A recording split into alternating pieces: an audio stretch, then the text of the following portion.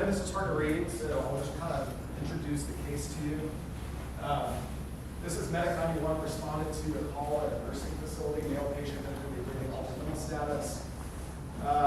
They got there, met by the nursing staff. Nurse gives me a report. The patient had abnormal breathing for the last hour or so. 50% SpO2. When they checked it, the nurse placed them on a nasal cannula. All right, yay. Okay, good. We're going in the right direction. 50% SpO2. Now we're up to 58%. That's awesome. 59. Okay. Nurse placed patient on nasal cannula. Slight increase SpO2 to about 60%. Wow, they got up to 60% on the nasal cannula. That's not bad. Decreased ventilation, increased work of breathing. They weren't getting better, so we were called, right? Then we go down here, out in bed, increased work of breathing, arousable only to painful stimulation, fades off for several seconds after being aroused. Lungs sound wet, crackles heard across the room. Okay? Notice having trouble breathing, below the knee agitation on the leg, wet skin, poor color. What does this sound like? Yeah, sounds like our typical really sick patients you would see, right? Feeble pupils, unable to follow commands, lethargic, not awake, blah, blah, blah. Okay, so noted hypoxia is part of the history, okay? Never seen one this severe disorder person. Moved the patient to the stretcher, okay? Maneuvered in upright position, taken to the unit. Requiring further airway management. Request supervisor to be added to the scene for intubation. Heavy, thick secretions in the airway, suction secretions. Hypotensive pressure identifies the need for pre-intubation resuscitation. Initiates fluid bolus on pressure infuser. Uses up epi-drip and levothyroxine. Pull push doses off the epi-drip and administer it. Applies positive pressure PVO, PEEP at 10, and good mass seal. Okay?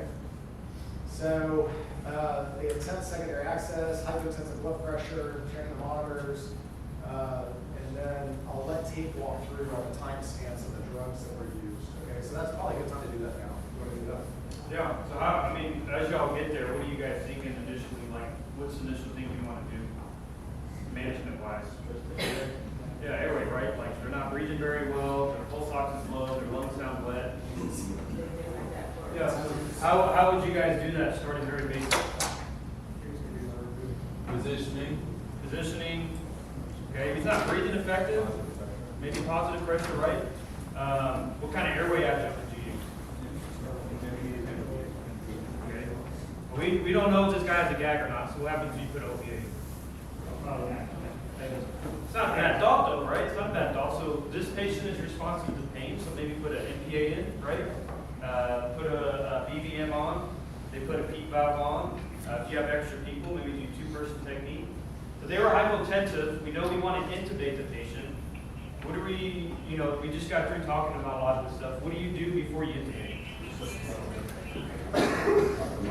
Pre-oxygenate, optimize, right? So pre-oxygenate, and then how do we treat the blood pressure? Yeah, so our initial BP was 76/50. They were responsive to pain. Our pulse was 81. So they started pre-oxygenating. They started giving some fluid, and then they started a pressor. Okay. They mixed epi and levo. What drug would you guys start with? You start with levo, right? I would start with levo as well. How do you mix it? It's 1 milligram in 100. Every cc you pull is how much? 10 micrograms. Okay, so you start off with a 10 microgram push. How does that help increase your blood pressure?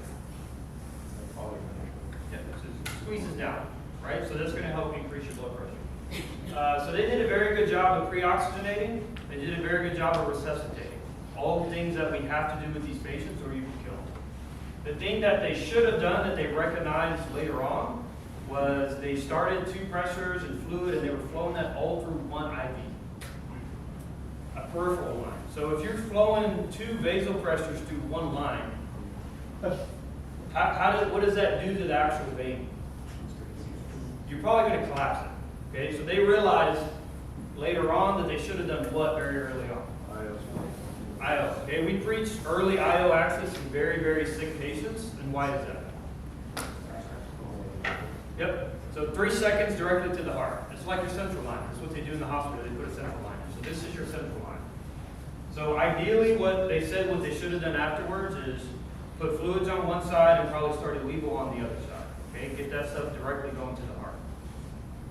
Now, knowing what you know about this patient, and we're thinking we're resuscitating them, we're reoxygenating them. Now it's time to intubate. Now we got to think about what drugs you use. What would you give sedation? Would you not give sedation? Would you give a full dose of sedation? Right? It's really dependent. Kind of everybody might have different answers. Some of you guys may say, let's give a full dose of sedation. Some of you guys may say rock only. Some of you guys may say shock dose. So this is really just being a clinician and looking at your patient. They're responsive to pain. If you're worried about them feeling this process and you feel like they have some sort of mentation, and this is kind of where your shock dose comes in. And what's our shock dose? 40, right? In this case, they end up using 100 milligrams of ketamine and 100 milligrams of rock, okay? They go to cycle BP after. They resuscitated up to a point where their blood pressure was 137/84. Good. They push the drugs, intubate. BP right after they get done intubating is 36/24. So why do you think that happened? Yep. No more catecholamine. So you push a full dose of any sedation medication into a patient who's this shocking, you're going to taint their blood pressure, which is why you have to be very picky in these situations about what you're going to do. A shock dose ketamine probably was appropriate in this situation. The other thing that was done is because the patient was hypoxic after they intubated, they turned the PEEP up to 15. So what does that do to your preload? So you have a patient who's already preload deficient, who you're having to give fluids and levo. You have a patient that's catecholamine depleted, that you're giving 100 milligrams of ketamine, which is going to steal all their catecholamines. And then you turn up the PEEP, which is going to drop their preload that they're already deficient in. And all of those things lead to what? Hypotension, okay? The patient coded, they got the patient back. I was going to say chest compression. Yeah.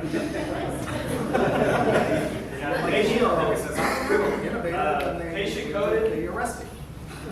They got the patient back. They did one round of epi. They immediately realized that they needed to put IO in, so they put IO in. Started epi and levo again, both at the same time. That got directed to central circulation. BP comes back 239/204. Go shit. Let's cut off the epi. Let's titrate down our levo. So then blood pressure starts stabilizing, and they maintain ROS throughout the entire trip to the hospital. The patient remained hypoxic. Why do you think that is? Full of fluid. There's a lot of BQ mismatch going on. So they needed PEEP. They just didn't need that drastic change in PEEP right away. So that's something, PEEP is something you have to titrate in somebody who's shocked. Does anybody have any questions on that?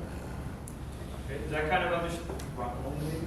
Yeah, I think you could justify rock only in this situation. This is one of those cases where it's your judgment. This is where you have to be a smart nut and think, okay, do you want a patient to not get CPR and to remember something happening, but they're awake and alive to tell you? Or a dead patient that you did the right thing to make them comfortable, but now they're in the morgue. So they can't tell you good job. Right? So think about that. If you are ever in doubt, I would rather you withhold it if they're this sick and risk a little bit of recall. I would rather you do that, err on the side of safety and caution, than almost be doing just right because you decided to give sedation with the wrong drug. Okay? But that's a judgment call on the part of you guys. That's a judgment call. Okay, you don't have to call me. I don't expect to call and give you an answer. And now you can call me. I like to hear your voice. I like to say hello. Okay? You are welcome to call me anytime, 24/7, and we can have that discussion. If you have time, that's fine. Call me. Especially like you guys rolling out to new to Trillium, call me. We'll talk about it. If it's a weird situation, you're just not sure. That's okay, that's perfectly acceptable. But it's okay not to wrong. It's okay for you to use, you guys are smart, you're smart medics. Use your judgment and try to do the right thing. But this clearly was not the right call. Is there a question, Jim? Okay, you said epi and dissociative at the same time? Yeah, so those are medications that can be flown together. Ideally, a lot of the times in the hospital, they start with one, see if they're responsive. If they're unresponsive to that initial pressor, they've maxed it out, or they've given maybe they're in a high dose range. Then you could start an epi-drip as well. So you could flow those through one line; they're compatible with each other. Probably a little aggressive in this one, maybe just started right off the bat doing both of those. But a lot of the times, patients that are really sick in the hospital, and doctors attest to this, they're on multiple pressors. They're on like 3 or 4 sometimes. So, do you have anything to add to that? No, that's exactly right. Yeah, sometimes we have to add on things like vasopressin, and it's last resort. Epi, vasopressin. Sometimes I get patients come down on all 3 of them with a central line. Those are very, very sick patients. So if you think they need one or the other, start with one of them. I like to start with norepi if their heart rate's normal or a little tachy, and then I'll start with epi if they're bradycardic, right, lower heart rates and low blood pressure. Okay, so think through the pharmacology and the physiology of the patient to determine which one you're going to use. Yeah, I would say, let's say, you started fluids, you give them like a liter of fluid, you have them on a max of like 20 mics of levo, and their blood pressure is still 50 over 30. And maybe then might be where you mix an epi drip and start both at the same time, because they're not responding to what your initial treatment was. Does that make sense to everybody? Yeah. So it's okay to start both. Start an epi on top of the norepi, or do a push dose epi while you're maxing out your norepi. That's okay. There's nothing wrong with that. Yeah, those do it all one at a time. All right. Good on this one. Any questions on this one? All right. Here's the next one. Stroke RSI case review. Rock only. Stroke. So this patient with stroke call, soup 90 was requested for possible RSI. Moved the patient on the stretcher, went out to the ambulance. They got IP access, 18 gauge, went to 10-1, looked good. A supervisor arrived on scene. They agreed on intubation due to possible stroke. Compromised, placed on oxygen, minute. I like this. Nitrogen flush. I don't know if you read that. Outstanding. That's great. I love it. Nitrogen washout. They gave 100 milligrams of rock. That's a patient convulsed after administration. That's not obviously they're getting rock, which is a paralytic. So that was unrelated to the rock. Probably the stroke is causing some seizure-like activity. SpO2 drop below 90. Ventilated 2-person BPM, outstanding. Right? SpO2 did not improve. Not surprising. That's all the physiology we're talking about. Therefore, size report, IJ was placed for SpO2. Then they increased a little bit better, and that's fine. Then they animated it, both reports visualized, they did all the right things. Species and passenger reports down. The AO was placed for the Bucci. There's the retaining of the two. Right? 23 of the lip, 14. The teeth is probably more consistent, but lip is fine too. And then they did all the stuff that you usually do, right? So all the vent and all that. And then they gave Versed afterwards. And fentanyl. Why do you think? Why do you think they said it came out?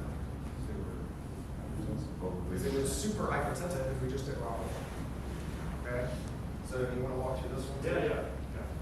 So most patients who are having like a head bleed or like a traumatic brain injury, like an isolated guy, what do you think their blood pressures normally are? Really high, right? And if they're at a point where they're having some form of like midline shift, like they have really rising intracranial pressures, what kind of happens to the heart rate sometimes? Yeah, you can get like a Cushing's triad presentation. So doc always says the most stimulating thing that you can do to somebody is intubate. Okay? So regardless of the fact if they're conscious or completely unconscious, like this patient, doing a rock-only intubation on a head bleed and stimulating them causes a rise in blood pressure, a rise in heart rate, what does that do to the pressure inside the head?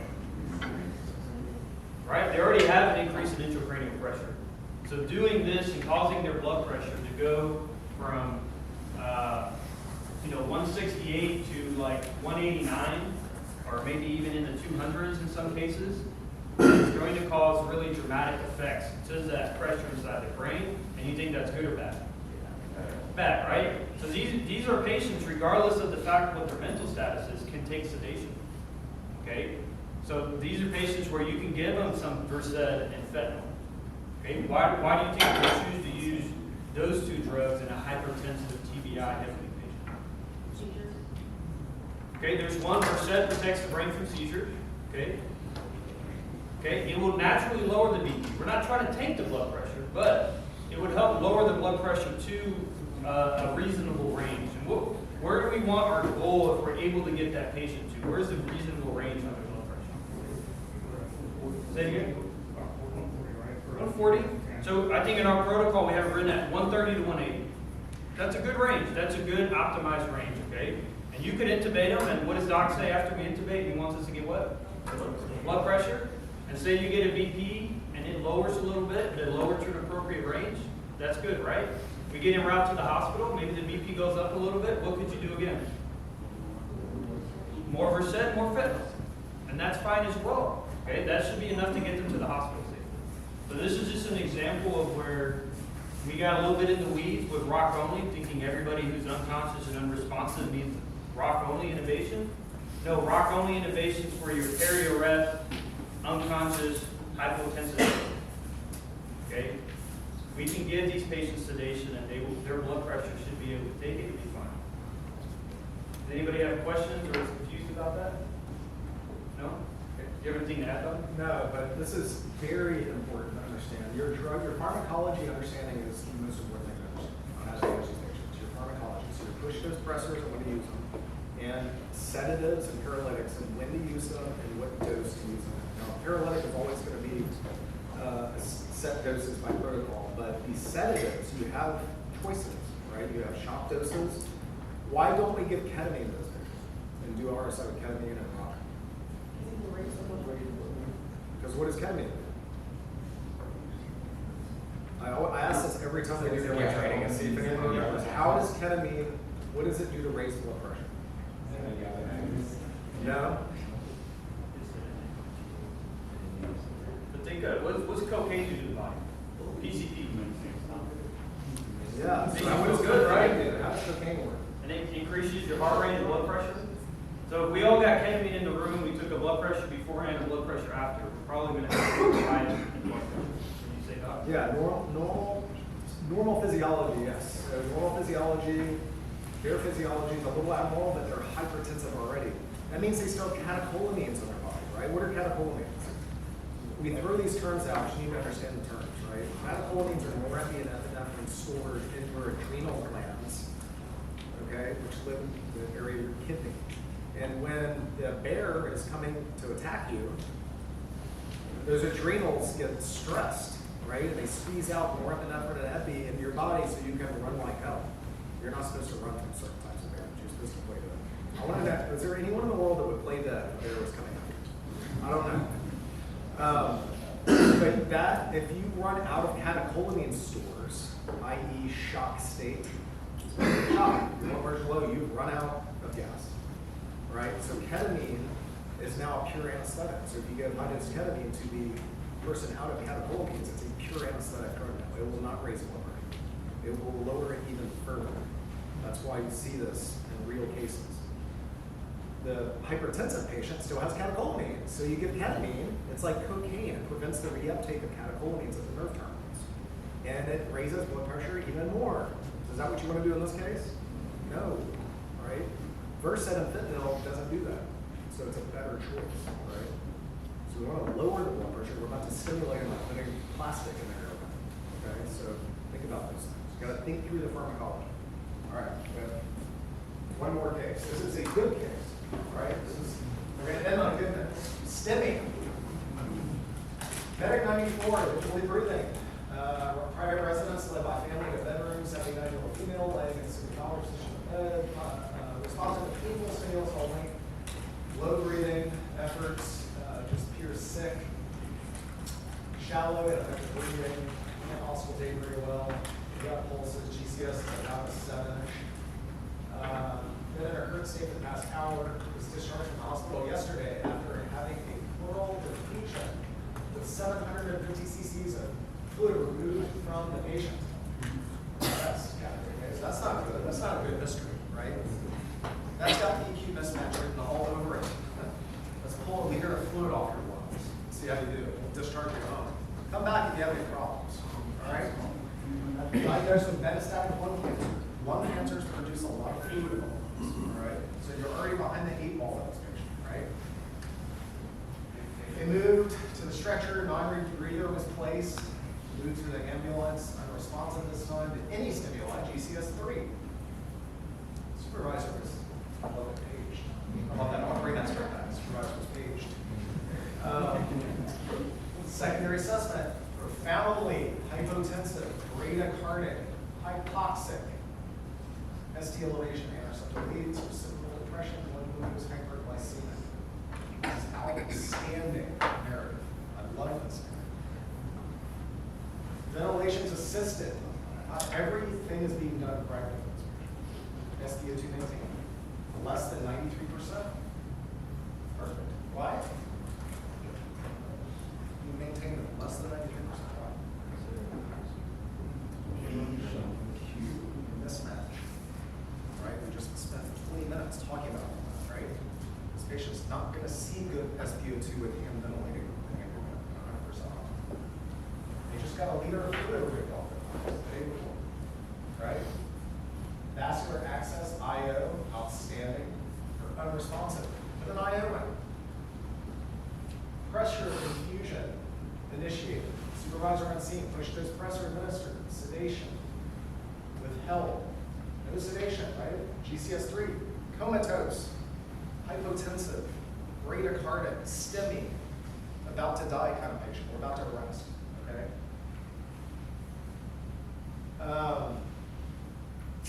Withheld due to concerns of hemodynamic RSI collapse. Paralytic administered, patient intubated, first pass, successful confirmation.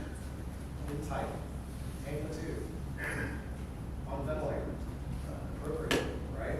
Transported about the sugar line. And they sat on the wall for 3 minutes, just kidding. How's the patient? They barely have a pulse or anything. Okay, we'll be with you. All right. During transport, hemodynamic status and cardiac rhythm are carefully monitored. IV pump is used for greater control of pressure administration. Patients, SpO2 and MAP improved steadily throughout transport. No further interventions. STEMI alert called to the ED via phone on arrival. Patients moved to assigned room. Awesome. This is how it should be done.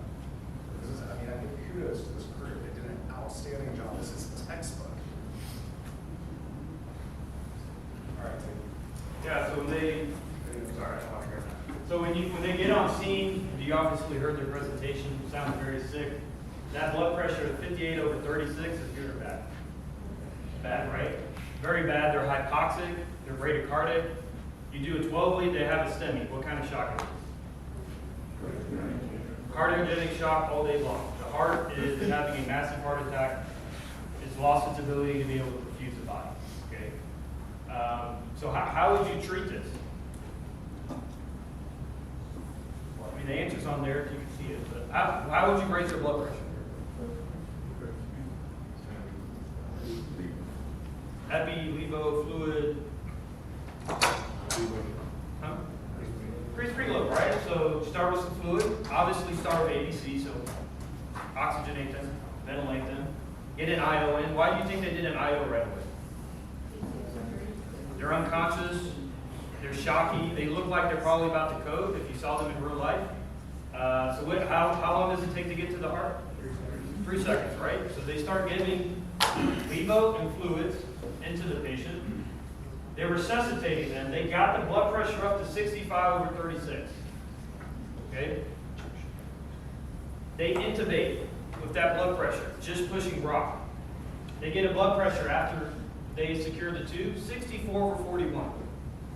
What do you think would have happened if they pushed a dose of sedation and a paralytic and they intubated?